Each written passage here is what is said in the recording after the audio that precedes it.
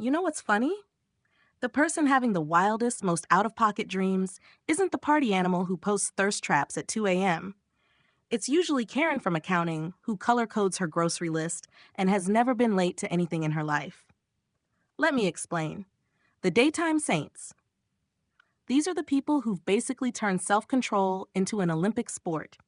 You know the type.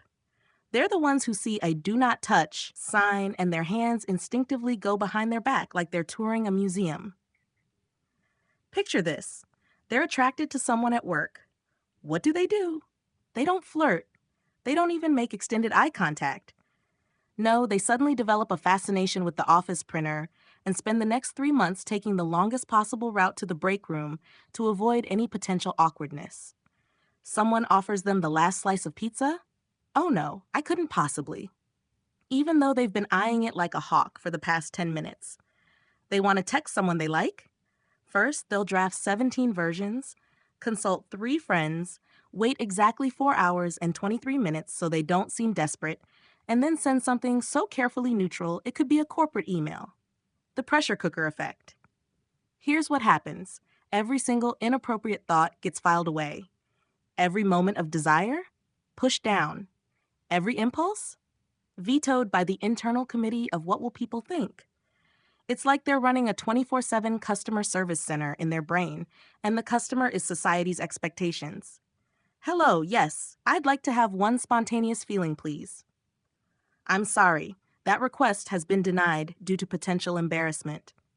They're so busy being appropriate, polite, and proper that their desire doesn't disappear. It just goes into storage. Like those boxes you put in the attic because you don't have space but can't quite throw them away. And then night falls. When the bouncer goes home, your conscious mind clocks out at bedtime. All those internal rules, those invisible fences, those little voices saying should and shouldn't, they're off duty.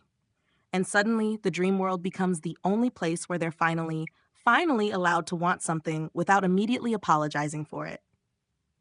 That's why their dreams aren't just spicy. They're basically directed by someone who just discovered they have free will. We're talking full cinematic production value, zero inhibitions, and a plot that would make a romance novelist blush. What makes these dreams so intense? But here's the thing that catches them off guard. It's usually not about the actual acts in the dream. It's about something deeper. It's about being wanted back, being pursued, being told, yes, you can have this, without having to earn it, justify it, or shrink yourself first. Someone who spends all day double-checking if they're too much or not enough. Their dream isn't really about passion. It's about permission. The person in the dream almost doesn't matter. What matters is the response, the enthusiasm, the lack of judgment.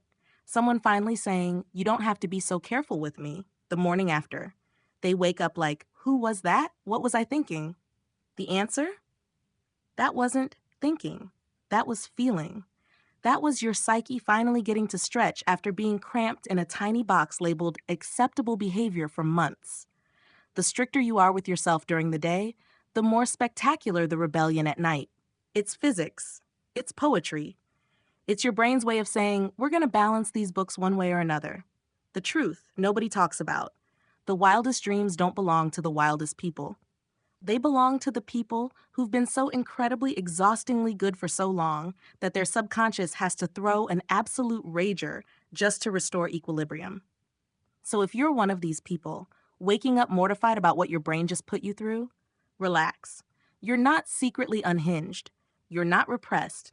You're not losing your mind. You're just human. And your dreams? They're the one place you get to be human without a permission slip. The people with the craziest dreams are often the ones who spend their waking hours being the most considerate, most boundaried, most together versions of themselves. And honestly, that's kind of beautiful. Even your subconscious knows you deserve a break. So sweet dreams, you absolute saints. And remember, what happens in REM sleep stays in REM sleep.